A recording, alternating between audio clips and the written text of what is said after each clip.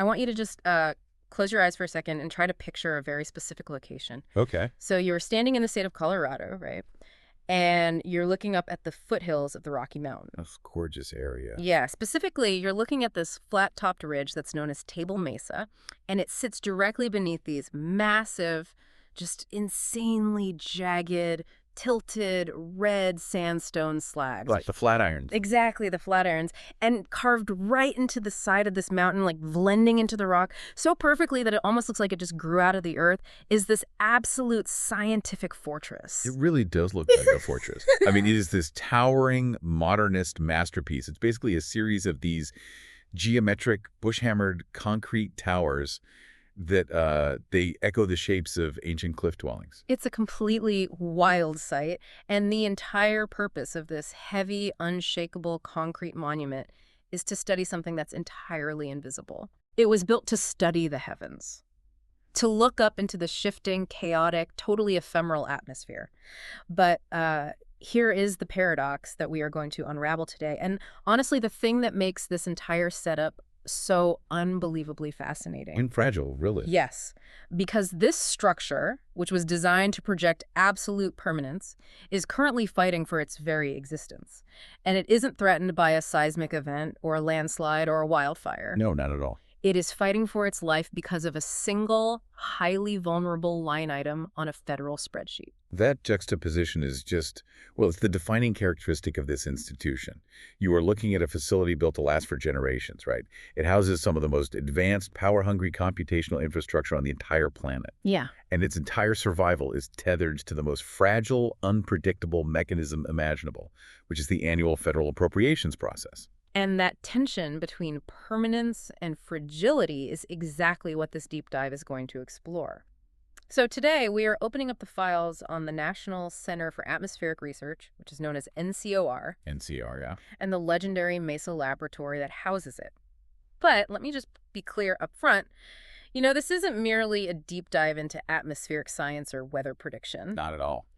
We are going to explore the actual architecture of American science, like how scientists in the mid-20th century managed to build a national laboratory for the sky that no single university could ever possibly afford on its own. Right, the logistics of that are wild. Totally wild. We will look at how an architectural genius gave it a permanent home. And crucially, we're going to examine why the brilliant, idealistic funding model that made it so powerful is the exact same thing that left it uniquely exposed to modern political crosswinds. Because to truly understand the crisis NCR is navigating right now, in the mid-2020s, you really have to understand the foundational DNA of how and why it was constructed in the first place. Yeah. The wonder of this place. I mean, the sheer audacity of pouring this much concrete to just study thin air and its current financial fragility, they aren't separate narratives. They are inextricably linked. Which means this is ultimately a story about what happens when grand, world-changing scientific ambitions collide head-on with the utterly mundane realities of bureaucracy, budgets, and government oversight. Yeah, the unglamorous stuff. Right. And to fully grasp that collision, we have to go back to the beginning. Because a fortress on a hill doesn't just spontaneously appear.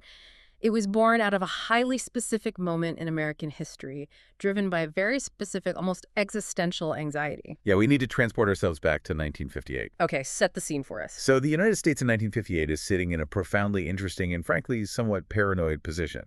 You have a nation that possesses the most powerful military apparatus on the planet. Right. And crucially for our story, it possesses a brand new space program. Because NASA is literally just getting off the ground at this point. The entire country is obsessed with rockets. Oh, completely. The space race is the dominant cultural and scientific obsession. You have to remember the catalyst for that. I mean, the Soviet Union had launched Sputnik in October of 1957. Just a few months prior. Exactly.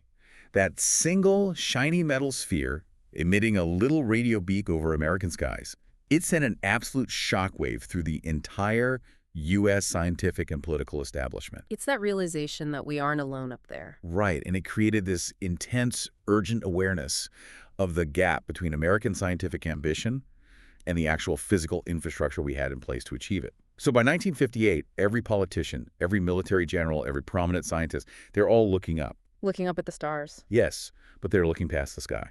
They're looking straight into deep space. And that intense focus creates a massive, glaring blind spot right here at home. Let's unpack that blind spot because our sources point to a critical document that drops in 1958 that essentially forces the scientific community to look in the mirror. Yeah, the National Research Council, the NRC, they issue a report that serves as a stark reckoning.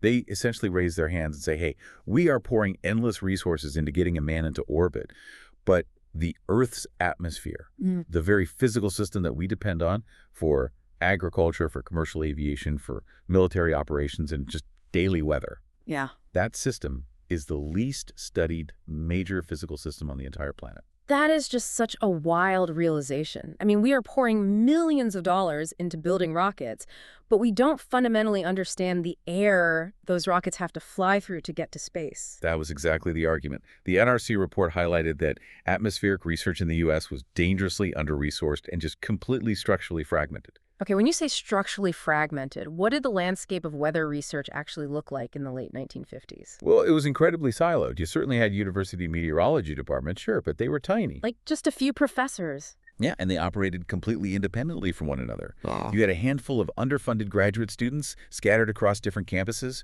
essentially working with weather balloons, kites, and borrowed equipment. Kites. Wow. Exactly. No single university or institution had the raw computational power, the specialized research aircraft, or the continuous senior scientific staffing required to study the atmosphere as an entire interconnected global system. It makes me think of like a homeowner who is bragging to everyone on their block about this brand new state-of-the-art perimeter security system they just installed, right? Yeah. While remaining blissfully ignorant that their actual roof is structurally unsound and visibly rotting away. You know, you are so intensely focused on the outer boundary that you're ignoring the thing right over your head that is actively falling apart. That analogy hits the nail on the head. The NRC report was effectively pointing at the roof. The argument was quite literal. Yeah. They said, look, we realized we needed a national laboratory for nuclear physics to understand the atom, so we built places like Los Alamos and Oak Ridge.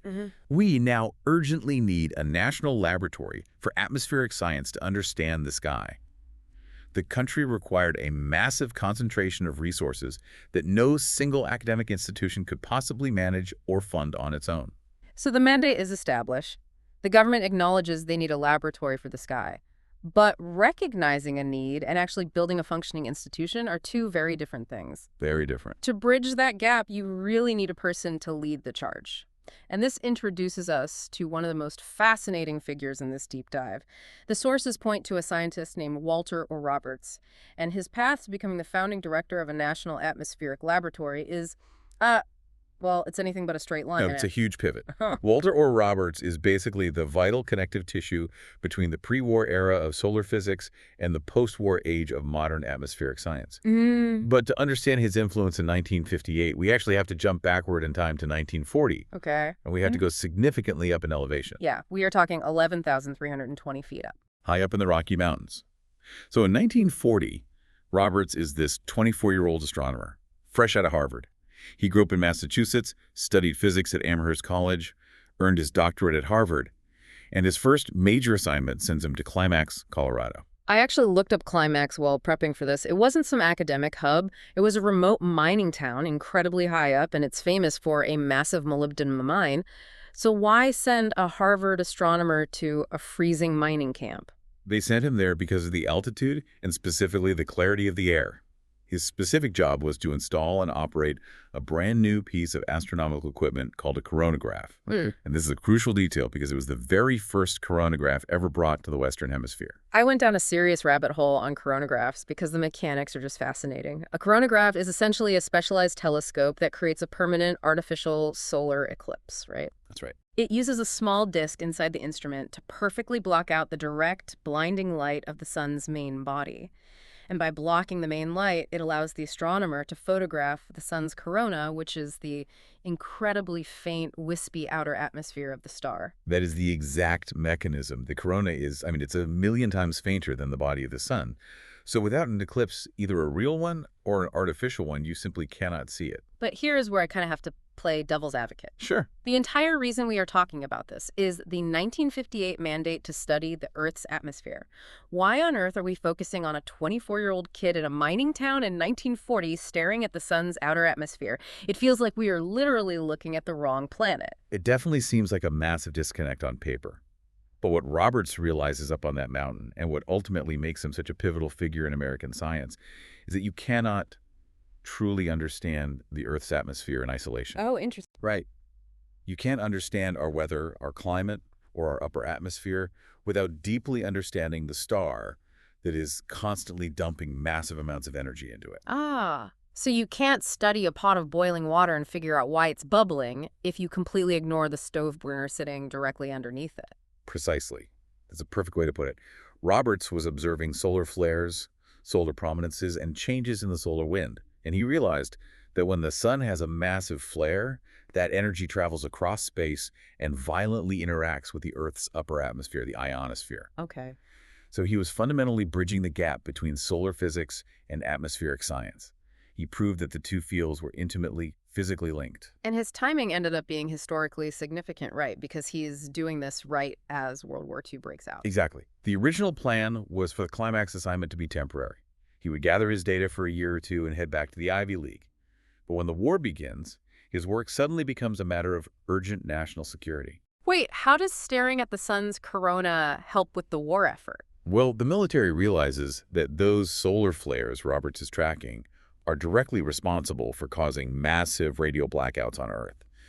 If you are trying to coordinate naval fleets and bomber squadrons across the entire Pacific Ocean, losing radio contact because of a solar storm is a fatal problem. Oh, wow. So the military relies on him to essentially predict space weather so they can plan terrestrial military operations. Yes.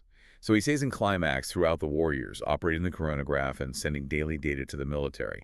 And through that experience, he evolves. He doesn't just want to be a lone researcher looking through a lens anymore. He starts thinking bigger. Much bigger. In 1946, shortly after the war ends, he takes a massive administrative step. He facilitates the merger of the Climax Observing Station with the University of Colorado, establishing the High Altitude Observatory, or HAO. And Roberts naturally becomes its founding director. So he pivots from pure research to actual institution building. And this is where his true genius lay. Roberts realized a fundamental truth about how scientific progress actually happens in the modern world. Breakthroughs, they rarely happen anymore because one brilliant person has a eureka moment in an isolated room. Right, the lone genius myth. Exactly. Real paradigm-shifting science requires the heavy, sustained accumulation of talent, infrastructure, and institutional commitment, all centralized in one place. He understood intellectual gravity. Like, you need a critical mass of brilliant minds, massive funding, and heavy machinery to pull complex ideas into focus. If you scatter those people across 50 different campuses, the gravity just dissipates. Throughout the late 1940s and the entire decade of the 1950s, Roberts is relentless about this. He is constantly recruiting top-tier scientists. He is lobbying politicians. He is writing policy reports. He's actively making the case to the federal government and the academic world that Boulder, Colorado is the natural, geographic, and intellectual hub for serious groundbreaking work on the upper atmosphere. Which brings us back perfectly to that crucial year, 1958. The NRC drops this terrifying report stating we have a massive blind spot regarding the Earth's atmosphere. The scientific community reads it and essentially panics. Total panic. And by February of 1959, they are already convening these emergency planning meetings to try and establish a National Atmospheric Institute from scratch. And Walter Orr Roberts is sitting there in Boulder, having spent the last 15 years building the exact prototype of what they're looking for. He was undeniably the most credible scientist in the country to answer the NRC's call. He already knew exactly what a research institution needed to survive and grow, and he knew precisely which scientific questions urgently needed answering. Yeah. So when the political push for a national center gains real momentum, Roberts leverages his network to ensure that Boulder becomes the undisputed capital of atmospheric science. And all this momentum culminates in a highly specific structural moment in June of 1960. Right. On June 1st, 1960, a nonprofit consortium called UCIR, the University Corporation for Atmospheric Research, is formally incorporated. Boulder is officially designated as both the headquarters for UCR and the physical site for the new National Laboratory. And Walter Orr Roberts takes on a staggering concentration of authority here. He is named both the founding director of the laboratory itself, NCIR, and the founding president of its managing body, UCAR. It is an incredible amount of power for one person. I mean, he is simultaneously running the daily scientific operations of the institution and acting as the president of the oversight board that manages it. It really reflects just how much this entire enterprise relied on one person's vision, his charisma, and his political relationships at the very beginning. He was absolutely the glue holding it all together. He held the NCR directorship until 1968 and the UCR presidency until 1973. He quite literally willed this massive scientific apparatus into existence. Okay, so the mandate is clear. Study the sky. The leadership is in place with Walter Orr Roberts. But having a visionary leader and a mandate is really only the first step.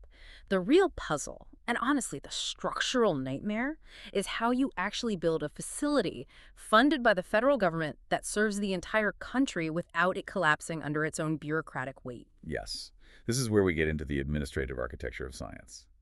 The logistical challenge they faced in 1960 was immense. Because if I am looking at this purely from a logistical standpoint, the federal government, meaning the taxpayers, they are footing the bill for this massive laboratory. So who actually owns it? Who holds the keys? This was the precise trap the founders had to avoid. The core problem was ownership.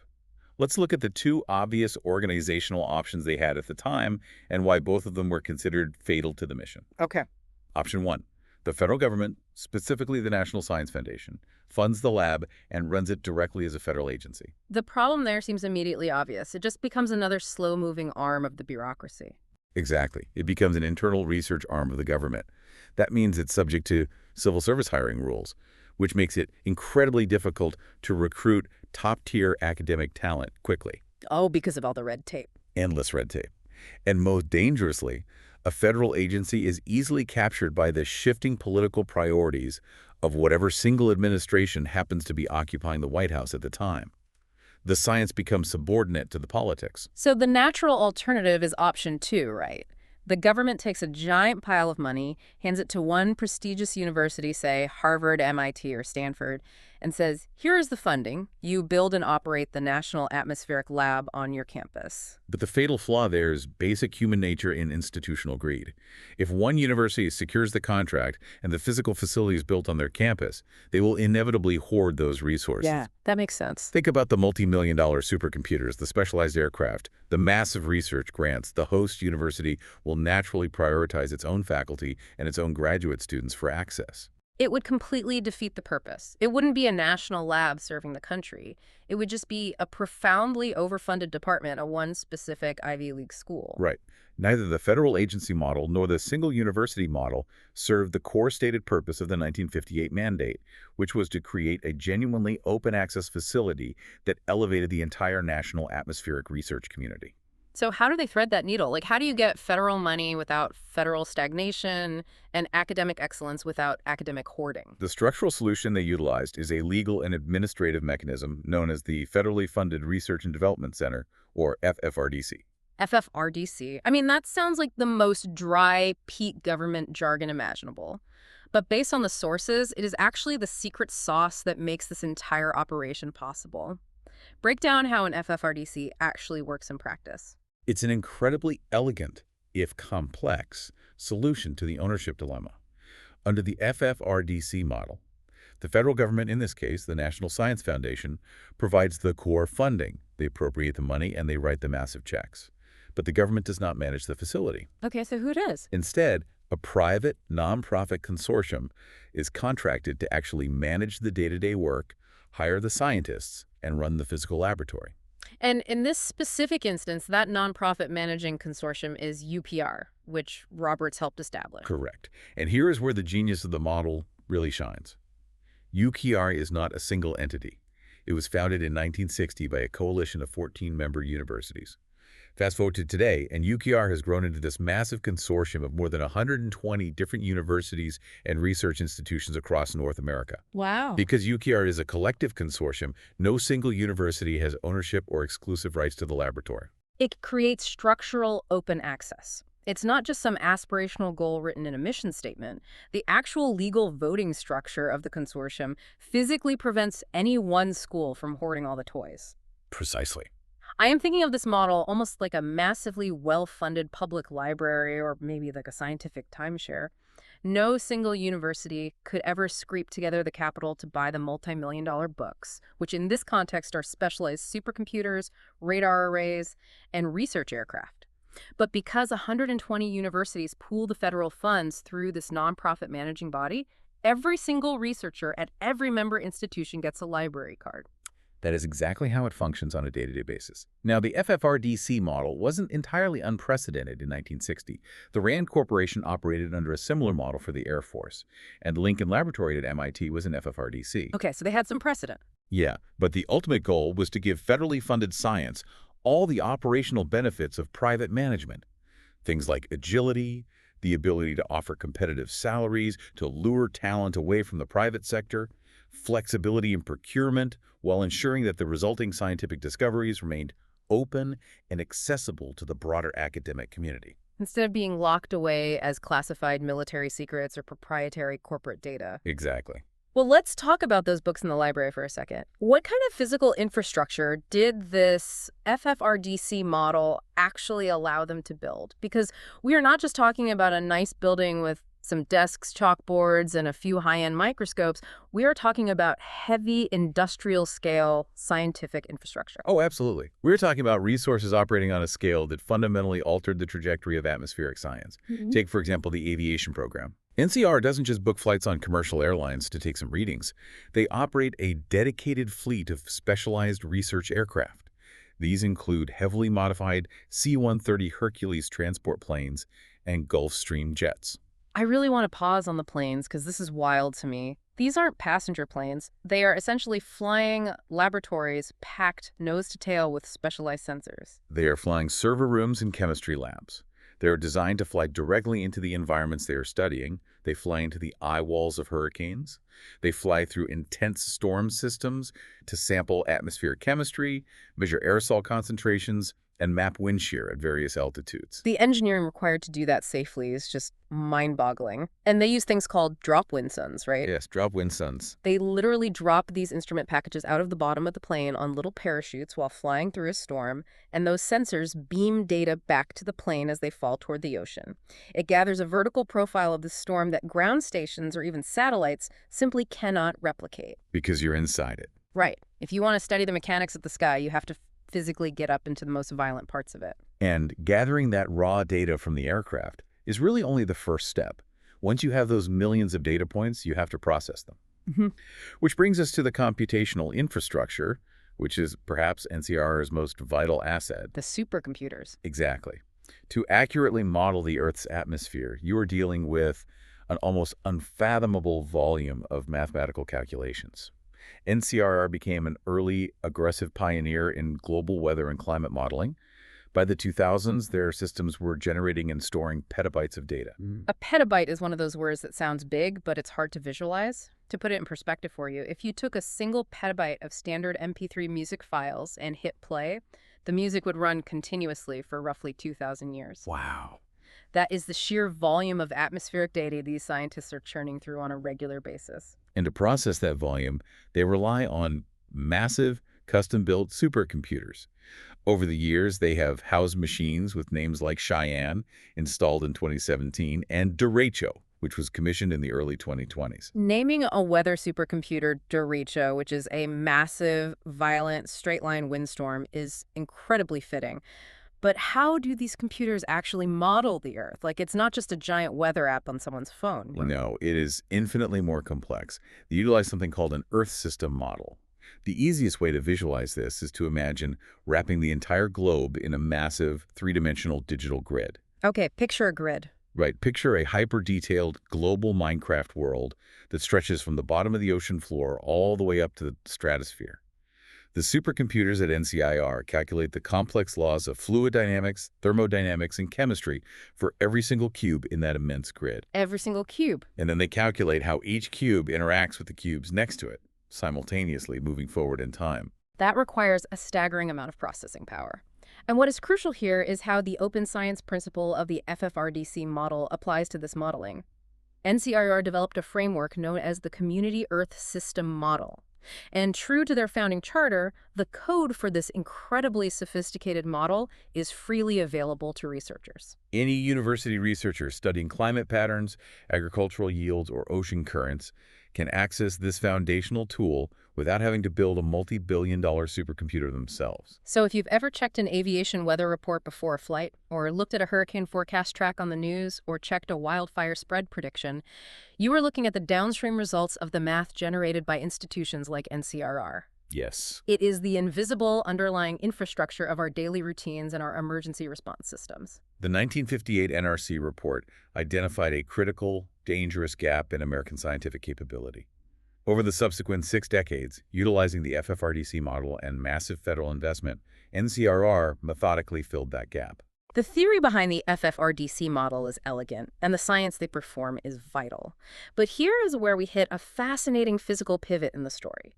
You can have the most brilliant funding model on paper, and you can have Walter Orr Roberts standing on a mountain pointing at a map of Boulder, but eventually you have to actually pour concrete. You do. How do you translate high-minded, theoretical, open science idealism into a physical, habitable space? If you are tasked with building a laboratory for the sky, what is that actually supposed to look like? This challenge brings us to 1961 and the deeply controversial selection of the architect. After a rigorous search, UCR selects a 44-year-old architect named I.M. Pei to design NCRR's permanent headquarters, which would become known as the Mesa Laboratory. I.M. Pei. Even if you have only a passing interest in architecture, you know that name. He's the legend who eventually designed the glass pyramid at the Louvre in Paris, the East Building of the National Gallery of Art in Washington. But in 1961, giving him this specific commission was considered a massive risk, wasn't it? Oh, it was a shocking choice to many in the establishment. Pei was Chinese-born, he was relatively young for a flagship federal science commission, and crucially, his entire reputation up to that point was built on urban design. Like skyscrapers. Exactly. He had designed city plazas, high-rise residential buildings, and commercial blocks. Designing the Mesa Laboratory was his very first major project outside of a dense urban environment. And the site they handed him to work with was, well, intimidating is probably an understatement. It was a pristine, dramatic, overwhelmingly natural canvas. The site was Table Mesa, a rugged, flat-top ridge sitting high above Boulder, directly beneath the imposing vertical slabs of the Flatirons. And the land had conditions attached, right? Yes.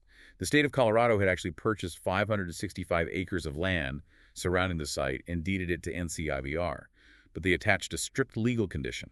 The surrounding land had to remain wild and preserved from future commercial development. P was handed this vast, empty, incredibly dramatic landscape. I have to wonder, what does a guy who makes his living designing sleek urban skyscrapers do when you drop him onto a pristine mountain ridge? Well, his initial instinct was to do exactly what he knew how to do.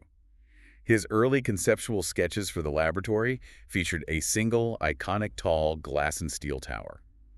He was designing something legible, urban, and distinctly modern. I am trying to picture a sleek skyscraper sitting alone on a mesa beneath the Flatirons, and it just feels wrong. Very wrong. It would look like a glaring mistake, like someone airlifted an office building from downtown Chicago and accidentally dropped it on a mountain.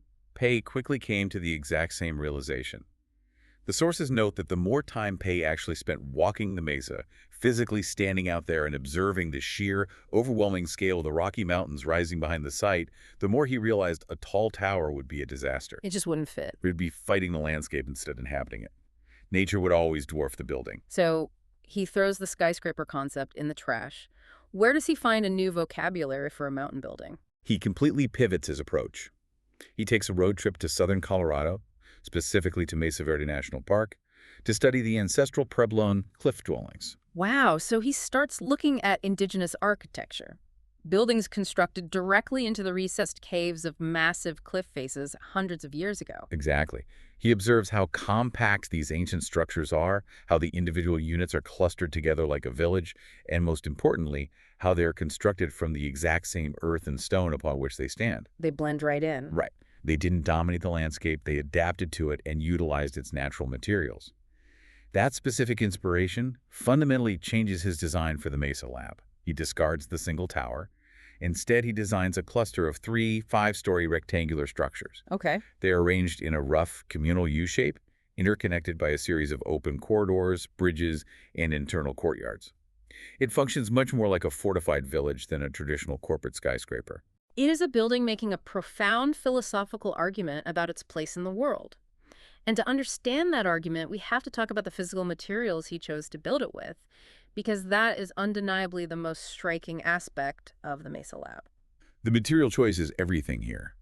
The geometric vocabulary of the building is distinctly mid-century modernist, flat, unadorned roofs, strong vertical lines, stark cylinders, and sharp squares. But the material he used to execute those shapes is bush-hammered concrete. Bush-hammered concrete, that sounds intensely physical. Let's explain what that actually looks and feels like to a person walking up to the building. So when the construction crews were casting the massive concrete panels, P insisted that they incorporate local sandstone aggregate directly into the mix, specifically the reddish-pink stone native to the surrounding area. Okay. And then, once the concrete walls were cast and set, the real work began. They bush-hammered it. Teams of workers literally struck the finished surface of the concrete walls with specialized pneumatic hammers to intentionally fracture and break open the smooth outer layer. Wait, so they are intentionally damaging the concrete on purpose to expose the raw, rough sandstone aggregate buried inside it? Exactly. They fracture the smooth layer on purpose. Mm-hmm. So the final texture is nothing like the smooth, cold, gray, utilitarian concrete you see in a modern parking garage. Not at all. Not even close.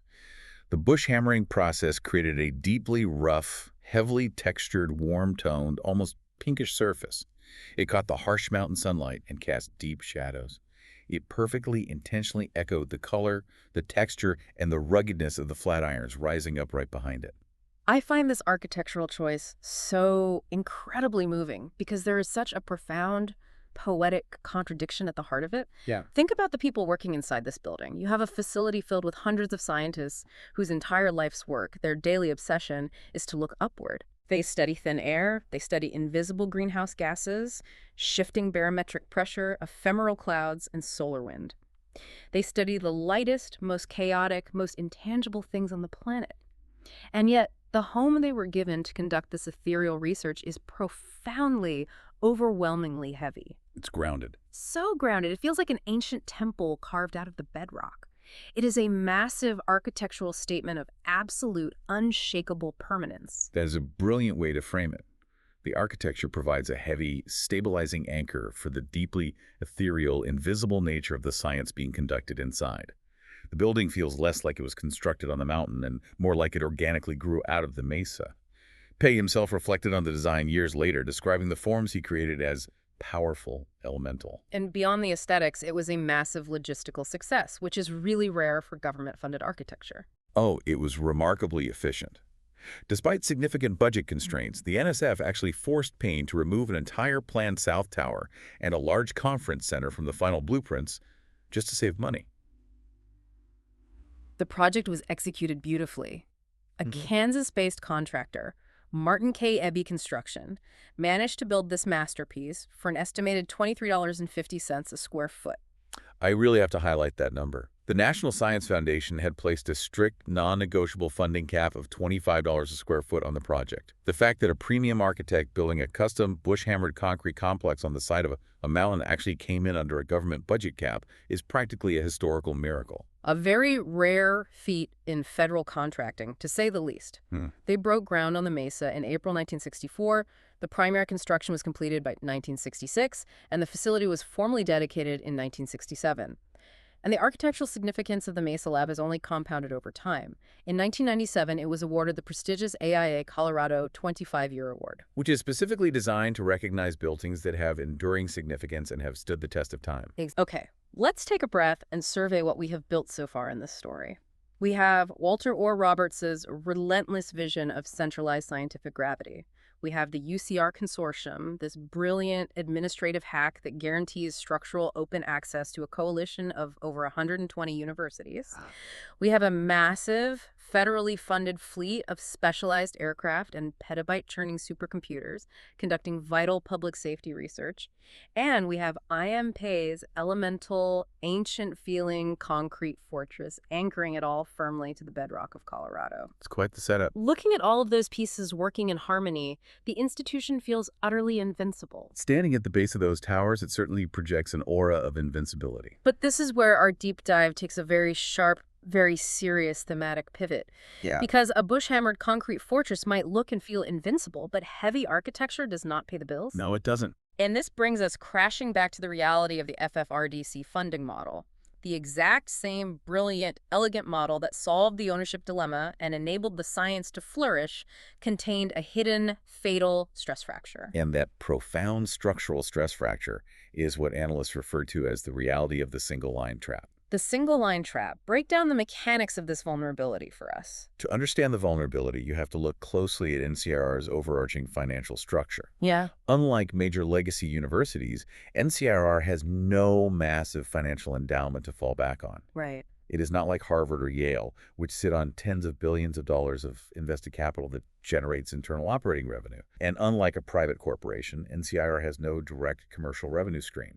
It isn't selling a proprietary product to consumers. So where does the money come from? The entire massive facility, the specialized planes, the supercomputers running Earth system models, the salaries of over 800 staff members, the intense upkeep of the aging Mesa Lab itself relies fundamentally on a single line item in the annual budget of the National Science Foundation. One single line item. One line.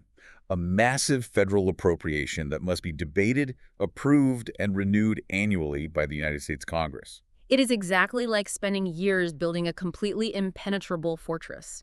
You have foot-thick titanium walls, reinforced steel blast doors, biometric security, but you leave exactly one main power cable exposed running along the outside of the perimeter wall. Yes. Anyone with a pair of basic bolt cutters can walk by, snip that one wire, and the entire impenetrable fortress instantly goes completely dark. That is the precise, fundamental vulnerability inherent in the FFRDC model.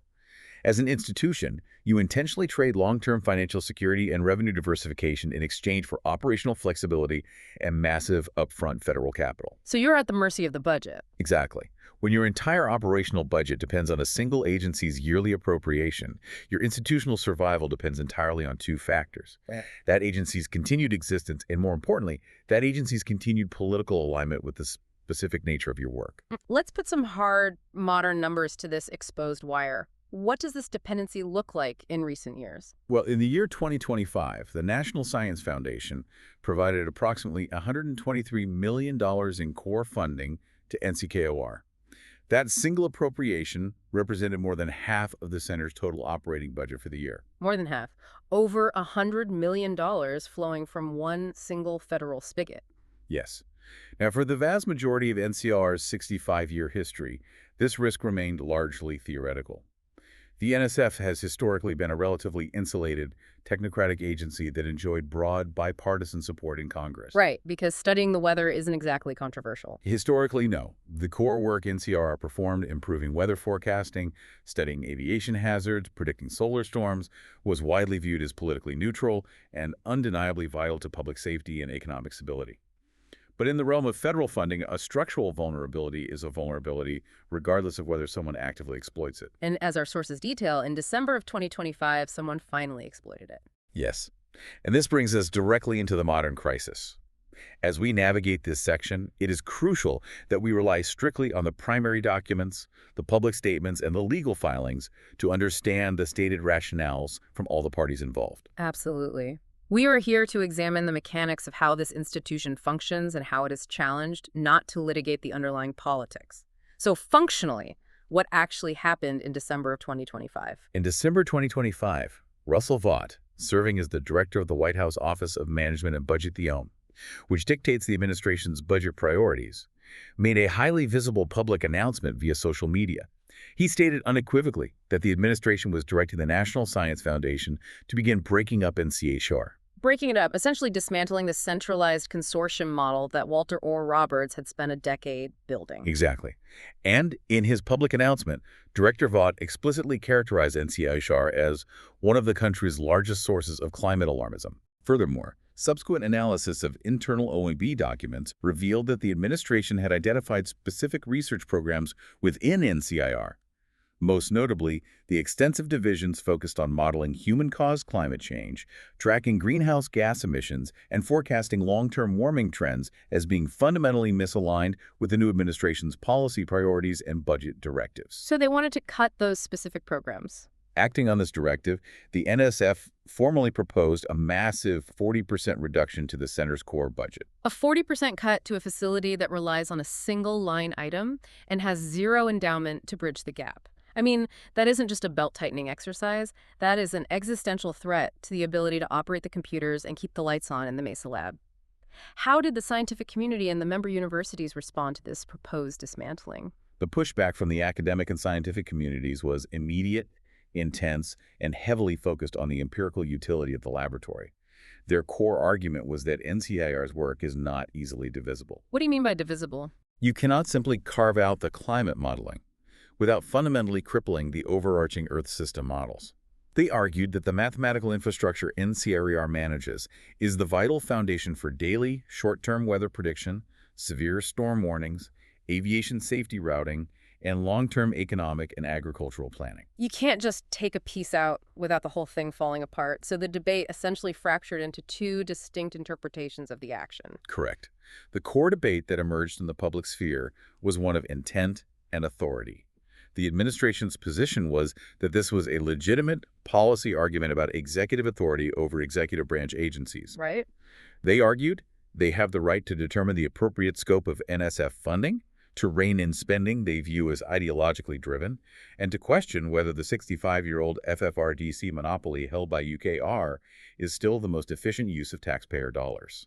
And the opposing view from the scientific community? The opposing view was that this action was not a genuine debate about administrative efficiency, but rather a targeted, politically motivated retaliation designed to suppress specific, empirically validated fields of scientific inquiry simply because the resulting data contradicted the administration's policy goals. And this profound disagreement didn't just play out in press releases and academic journals. It moved very quickly into the actual, literal court system. It escalated rapidly to the federal judiciary. Opponents of the cuts sought legal intervention to halt the OMB directive, and in June of 2026, a federal court issued an official injunction that effectively blocked the administration's plan to dismantle the funding structure. What was the specific legal rationale for the injunction? I mean, federal courts generally defer to the executive branch on how to allocate agency funds. In granting the injunction, the court cited evidence suggesting that the budget cuts were not merely a broad shift in federal science policy, but rather constituted political retaliation against Colorado. Retaliation against the state of Colorado specifically, presumably because the institution is so deeply embedded in the local Boulder economy, or perhaps because the state itself has specific political leanings that were at odds with the administration. That is the implication actively being argued in the legal proceedings. The plaintiffs argued that crippling a massive economic and scientific engine within a specific state as a form of political retribution violates foundational administrative law. Okay.